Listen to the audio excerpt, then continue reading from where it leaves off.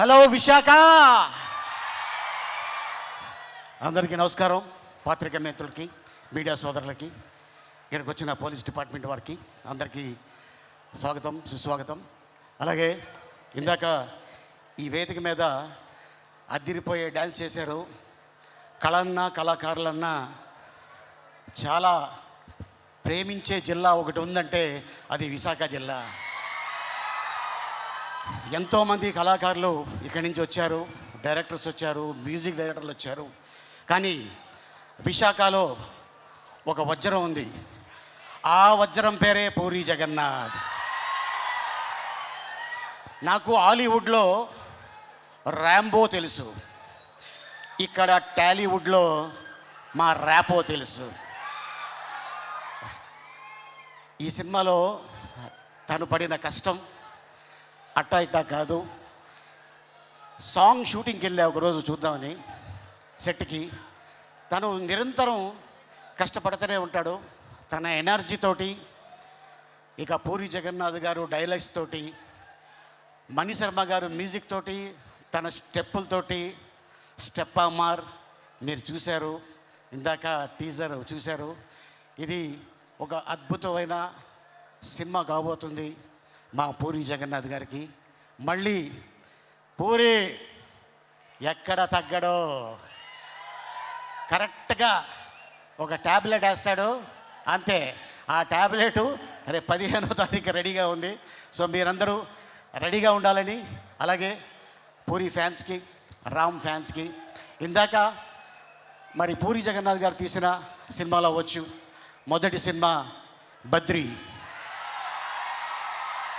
ఆ తర్వాత back to back ఒక డైరెక్టర్కి ఇన్ని సినిమాలు, ఈడేట్ అవ్వచ్చు, అమ్మ నాన్న తమిళమ్మ అవ్వచ్చు, శివమణి అవ్వచ్చు, ఒక టెంపర్ అవ్వచ్చు, ఒక బిజినెస్ మ్యాన్ అవ్వచ్చు, అలాగే బుజ్జిగాడు ఫ్రమ్ చెన్నై, తర్వాత మళ్ళీ కెమెరామెన్ గంగతో రాంబాబు, ఆ తర్వాత మళ్ళీ ఇప్పుడు స్మార్ట్ శంకర్ అయిన తర్వాత. సో మన అందరికి తెలుసు కోవిడ్ మొత్తం ప్రపంచాన్ని కుదిపేసింది. ఆ టైంలో లైగర్ సినిమా ఒక అద్భుతమైన చేయాలని చెప్పేసి అనుకొని ట్రై చేశారు. ఓకే, భగవంతుడు మనకి అవకాశం ఇవ్వలేదు. ప్రతి డైరెక్టర్కి, ప్రతి హీరోకి, ప్రతి నిర్మాతకి, ప్రతి బ్యానర్కి ఒక హిట్టు ఫ్లాపు ఉంటుంది. ఏ డైరెక్టర్ అయినా, ఏ నిర్మాత అయినా ఫ్లాపు తీయాలనుకోరు, హిట్టు తీయాలి అనుకుంటారు. ఎందుకంటే జనాల్ని మెప్పించాలి, హిట్టు కొట్టాలి అని ఆ ఉద్దేశంతో ఒక పాయింట్ని తీసుకొని సినిమా చేయడం జరుగుతుంది. మళ్ళీ ఇప్పుడు ఈ ఆగస్టు 15th రాబోయే cinema double smart Shankar.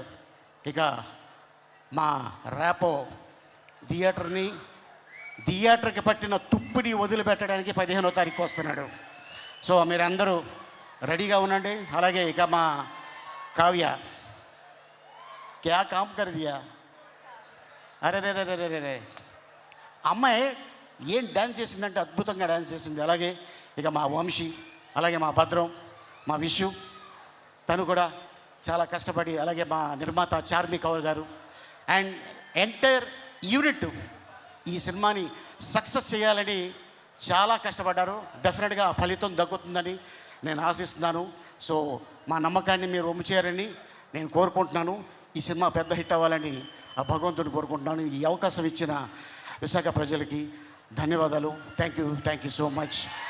Once again happy friendship day. Oh happy friendship day Ali garu. మీకు కూడా థ్యాంక్ యూ సో మచ్. కాదు, మీరు ఆ లాస్ట్ డైలాగ్ ఏదో ఆ లాంగ్వేజ్లో ట్రై చేస్తారేమో అనుకున్నా నేను. ట్రైలర్లో వచ్చింది, రోహిణితో చెప్తున్నారే, అది ఒకసారి అదేదో భాషలో విని దాని అర్థం ఏంటో తెలియదు. ఇది అర్థం ఏంటంటే, ఇది అమెజాన్ ఫారెస్ట్లో ఒక లాంగ్వేజ్ ఉంది. ఆ లాంగ్వేజ్ని కనిపెట్టి ఆ క్యారెక్టర్ని క్రియేట్ చేసింది పూరి జగన్నాథ్. ఈడియట్లో మీకు తెలుసు, బండి మీద ఎందుకు వస్తానో, ఎందుకు ఇసుకేస్తానో నాకే తెలీదు. ఆ ఇసుక బీదర్లో దొరకదా అని మా అన్న అడిగాడు. అది అక్కడ దొరకదు, ఇక్కడి నుంచి తీసుకెళ్తున్నాను. కానీ ఇసుకే చూశాడు, కానీ నేను తీసుకెళ్ళేది ఇంకోటి బండ్లు. అదనమాట. So thank you so much. దాని అర్థం ఏంటి అంటే హ్యాపీగా నవ్వుకోండి అంతే. నాకు అది తెలుసు. డెఫినెట్గా ఎస్. నా కోసం ఆ లాంగ్వేజ్ కనిపెట్టి రాసి ఓ అద్భుతమైన క్యారెక్టర్ సృష్టించి చేశా.